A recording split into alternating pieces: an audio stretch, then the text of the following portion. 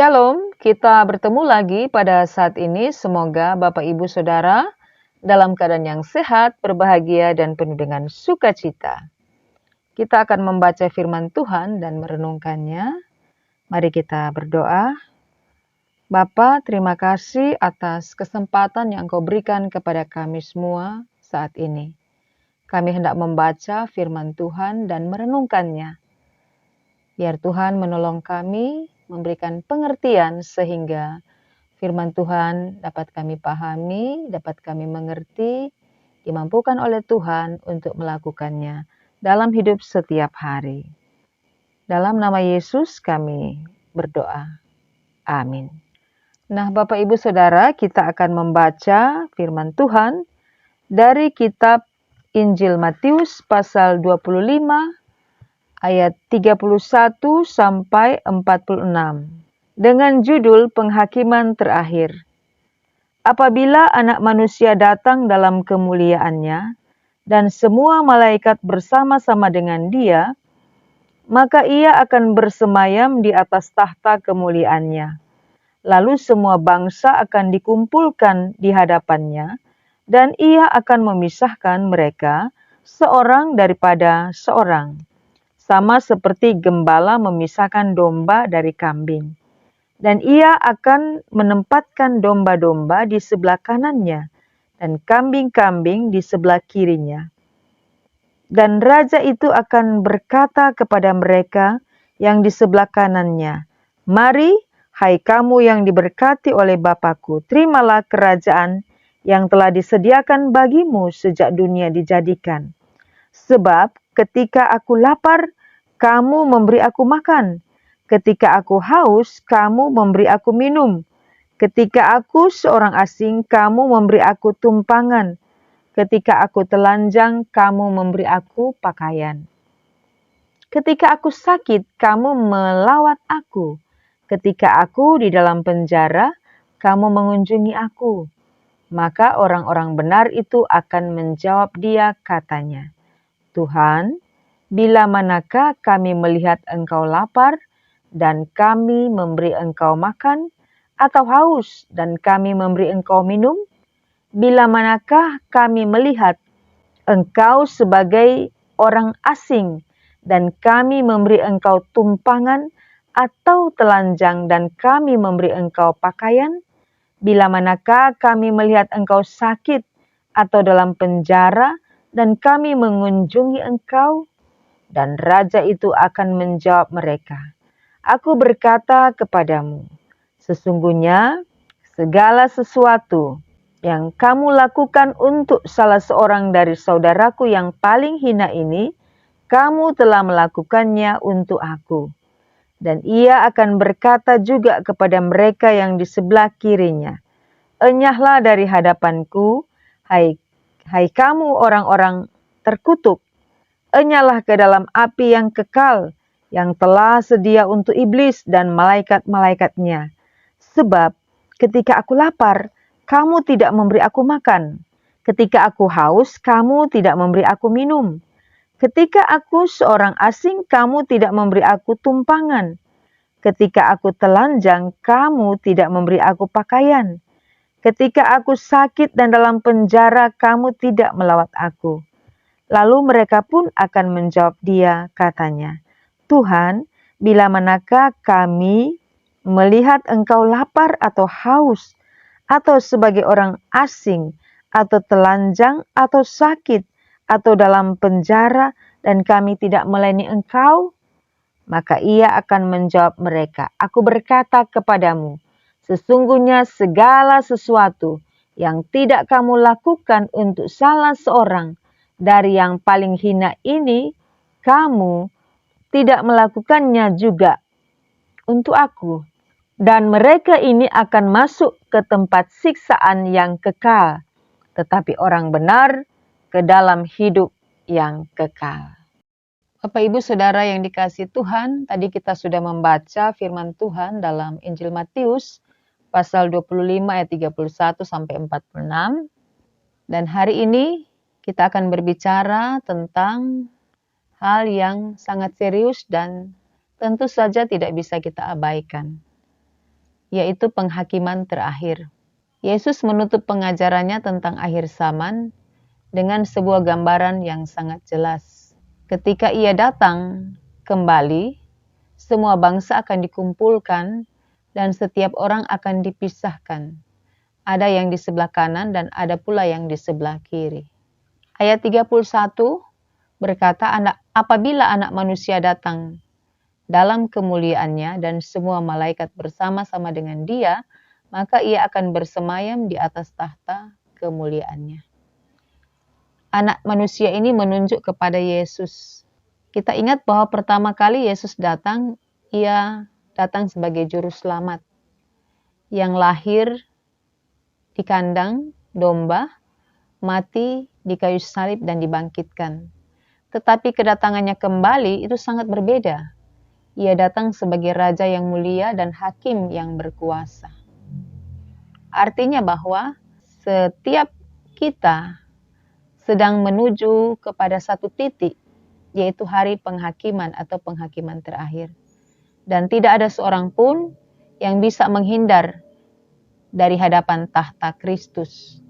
Yesus berkata bahwa Ia akan memisahkan manusia seperti gembala memisahkan domba dari kambing. Domba melambangkan mereka yang taat, yang hidup dalam kasih, dan yang membiarkan Tuhan menjadi gembalanya. Kambing melambangkan mereka yang keras kepala, yang hidup hanya untuk diri sendiri dan menolak untuk hidup dalam kasih. Yang menarik di sini adalah ukuran yang Yesus pakai bukanlah seberapa banyak doa kita, seberapa sering kita hadir di ibadah, apa jabatan yang kita punya, terkenalkah kita dalam pelayanan. Ukurannya sederhana saja. Apakah kita mengasihi dan menunjukkan dalam perbuatan kasih kita itu? Maka Yesus berkata, ketika aku lapar, engkau memberi aku makan. Ketika aku haus, engkau memberi aku minum. Ketika aku orang asing, engkau memberi aku tumpangan. Ketika aku telanjang, engkau memberi aku pakaian. Ketika aku sakit, engkau melawat aku. Dan ketika aku di penjara, engkau mengunjungi aku. Dari apa yang disampaikan ini, mau menunjukkan bahwa kasih itu bukan sekedar teori atau kata-kata. Tapi kasih harus dinyatakan dalam tindakan. Ayat 40 adalah kunci. Sesungguhnya segala sesuatu yang kamu lakukan untuk salah seorang dari saudaraku yang paling hina ini, kamu telah melakukannya untuk aku. Artinya, Yesus mengidentifikasi, menyamakan dirinya dengan mereka yang paling hina, paling miskin, paling tersisih, yang papa. Nah, ketika kita menolong mereka, kita sementara atau sedang melayani Kristus. Kita melakukannya untuk Kristus. Tetapi ketika kita menolong, kita sedang menolak kepada Kristus. Inilah yang membuat iman Kristen itu berbeda. Kasih kita kepada Allah harus diwujudkan dalam kasih kita kepada sesama. Sesama di sini adalah orang-orang yang benar-benar membutuhkan pertolongan. Ayat 46 sebagai penutup yang tegas. Dan mereka ini akan masuk ke tempat siksaan yang kekal, tetapi orang benar ke dalam hidup yang kekal. Artinya tidak ada posisi netral, tidak ada area abu-abu.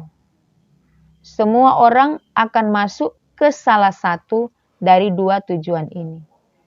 Hukuman yang kekal atau siksaan yang kekal, atau hidup yang kekal.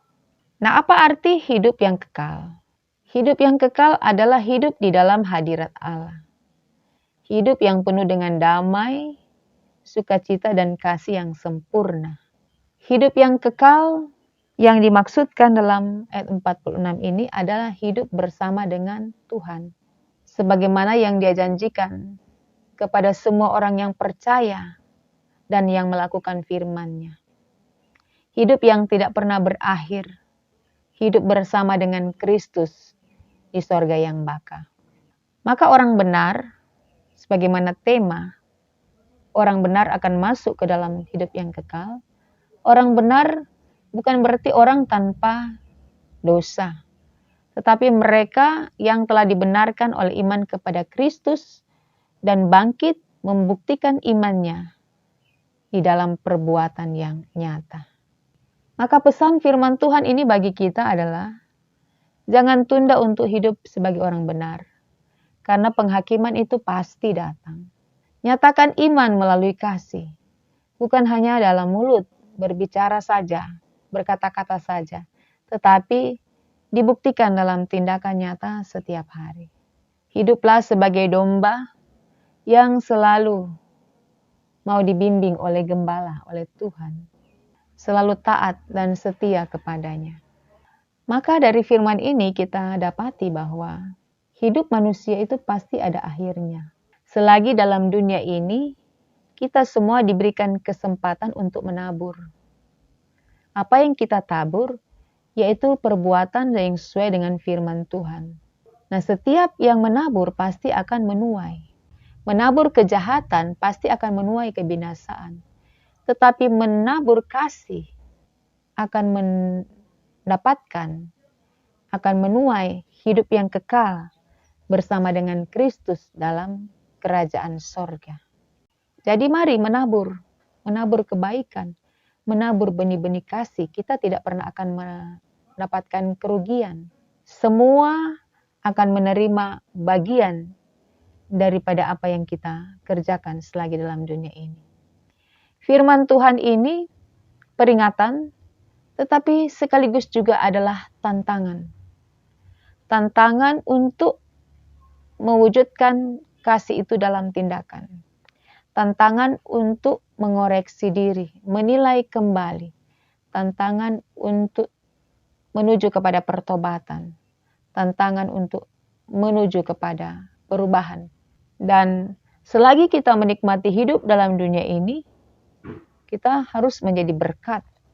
Karena kita adalah milik Tuhan dan yang telah diselamatkan oleh Tuhan. Kita diselamatkan oleh kasih karunia Allah. Maka keselamatan itu harus nampak dalam kasih yang nyata. Pada akhirnya, mereka yang hidup benar dalam dunia ini akan menerima kerajaan yang telah disediakan oleh Bapa kita di sorga.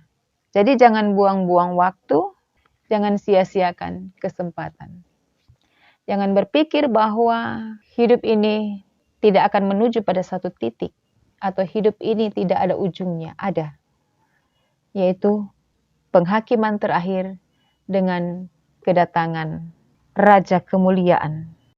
Harusnya menjadikan kita takut dan cemas ketika kita tidak berbuat apa-apa. Kita harusnya gelisah dan khawatir kalau kita hanya mengisi hidup ini bagi kepentingan diri sendiri dan bukan bagi kepentingan kerajaan Allah. Mari kita berbuat dan berbuah bagi Tuhan di lingkungan di mana kita berada, di dalam tempat kita bekerja, di gereja, di masyarakat. Sehingga pada akhirnya kita akan tahu kita ada di posisi mana. Kambingkah atau domba? Kebinasaan kekal atau kehidupan yang kekal bersama dengan Tuhan. Menjadi refleksi bagi kita masing-masing. Tuhan memberkati kita. Amin.